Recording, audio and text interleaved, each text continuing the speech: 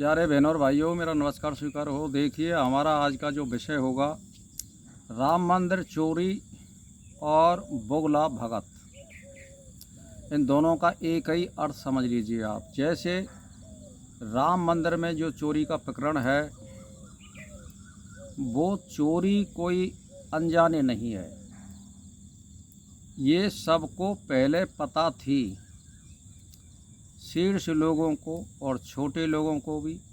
लेकिन जो हम जैसे गंवार जो लोग हैं, उनको पता नहीं थी कि यहाँ से कभी चोरी नहीं होगी। लेकिन इनको तो पहले से ही पता है। 30-40 वर्ष से चोरी हो रही है, इसमें चंदा आ रहा है। 14 से 15 से करोड़ रुपया का तो चंदा राम मंदिर से पहले ही आ चुका है। तो अब इसमें से जो 40% बता रहे हैं कि भाई इसमें से निकाला जा रहा है, तो लोगों को पता थी। लेकिन हम जैसे पागल या कम बुद्धिमान थे, उनको नहीं पता था। लेकिन जो शीर्ष लोग थे मंदिर के संचालन में, उनको सबको पता थी कि यहाँ चोरी होनी है और हमने इतना पैसा निकालना है। तो देखिए, यही है माया,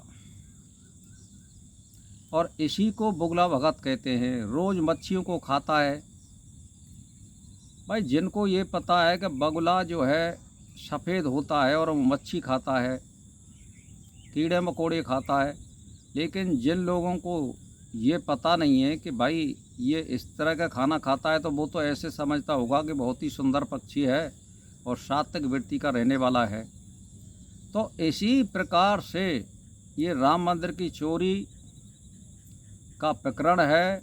इन सब को पता थी कि यहाँ से रुपया निकाला जा रहा है और कहाँ पहुँच रहा है, ये भी भारत के 50% लोगों को पता है। अब मान के चलिए 50% को नहीं पता है, तो उनको अब पता लग गई है कि बगुला मच्छी खाता है, तो उससे अब घृणा करने लग जाएंगे। तो कहने का मेरा मतलब ये है कि परमात्मा को प्राप्त करने के लिए बहुत कुछ त्याग करना पड़ता है।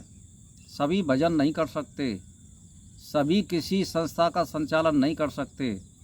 भाई, कोई ज़रूरी एक बात बताइए, आप चंपत राय को ईमानदार बता रहे हैं और सरगना बता रहे हैं, भाई ये इतना ईमानदार है और ये फलाना ईमानदार है। उस जो आदमी गाड़ी मेंटेन कर रहा है और उसका ड्राइवर भी रख रहा है, तो भाई पैसे कहाँ से दे रहा है? ड्राइवर के लिए तो 15,000 रुपये महीना चाहिए, खाना खुराक भी चाहिएगा। और गाड़ी घोड़ा लेंगे तो आप 10-20 लाख की गाड़ी आती है, कहाँ से मेंटेन कर रहा है भाई वो? 2 कपड़ों में रहने वाला।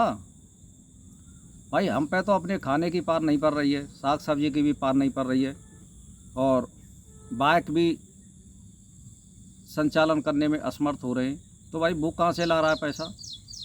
उसको कौन पैसा दे रहा है? उसकी क्या इनकम है? क्या वो नौकर है या वो कोई संस्था का अध्यक्ष है? मतलब कहाँ है उसकी ऐसा कोई जरिया कि वहाँ उसको पैसा मिल रहा हो? बताइए। तो ये सब मतलब एक फरोड़बाजी हो रही है कुल मिला करके। तो राम मंदिर पे ऐसे लोगों को संचालन होना चाहिए जो त्यागी हों, ईमानदार हों, जिन्होंने परमात्मा के निकट जाने के लिए या निकट में रहने के लिए तप और त्याग किया हो। तो ऐसे लोग इंडिया में, ऐसी बात नहीं है कि नहीं है, ऐसी बात नहीं है, लेकिन वो यहाँ आना नहीं चाहते। भाई, जो आदमी शुद्ध भजन करना चाहता है और परमात्मा के निकट जाना चाहता है, उसका साक्षात्कार करना चाहता है, वो यहाँ क्यों जाएगा भाई? उसको क्या ज़रूरत है? तो कहने का मेरा मतलब ये है कि इसमें ऐसे लोग बैठाने चाहिए थे। और बहुत दिन से, साल, 1.5 साल, 2 साल से लोगों को पता है कि ये चोरी हो रही है, लेकिन कोई कहने वाला ही नहीं है। तो भाई, कथनी और करनी में अंतर होता है। तो इसी, और फिर मैं यूँ कह रहा हूँ कि मूर्तियों पे भाई क्यों चढ़ाते हो पैसे? भाई, हमें यदि सहायता करनी है तो हम ऐसी बहुत सी जगह अपने हाथों से दान कर सकते हैं, कपड़ा बांट सकते हैं, कमर बांट सकते हैं, धन दे सकते हैं, किसी को बीमार को सहायता कर सकते हैं। आपको वहाँ चढ़ाने की क्या ज़रूरत है? तो मेरा कहने का मतलब यह है कि जब वहाँ रुपया का सदुपयोग हो ही नहीं रहा है और उसका व्यर्थ खर्च हो रहा है, तो धन या दान देने का कोई अर्थ या औचित्य नहीं है। इसीलिए बोगला भक्तों से बचिए और सच्चे हृदय से परमात्मा का ध्यान और चिंतन करिए और इन आडंबरों से दूर रहिए, अन्यथा ये माया है, ये त्रिया है, ये सुरा है, इनमें आप फंस जाओगे। सीधी सी बात है। इस पूरे कुएं में, राम मंदिर के चोरी प्रकरण में पूरे कुएं में भांग घुरी हुई है। इसकी यदि कोई बीजेपी की सरकार को छोड़ करके यहाँ पर कोई एसआईटी बनाई जाए तो पूरा का पूरा मामला लिपा-पिता निकलेगा। इसमें कराइए आप, मतलब जहाँ कांग्रेस की सरकार है उससे जांच कराइए, फिर पता लग जाएगी क्या क्या हो रहा है। तो बस ऐसे ही चल रहा है भाई और बहनों। आप अपने को संभालिए, अपने को सत्य साबित करने के लिए अपने कर्मों को सुधारिए, अच्छे लोगों की संगत करिए। परमात्मा तिलक लगाने से, कपड़ा रंगने से या दिखावा करने से प्राप्त नहीं होता है।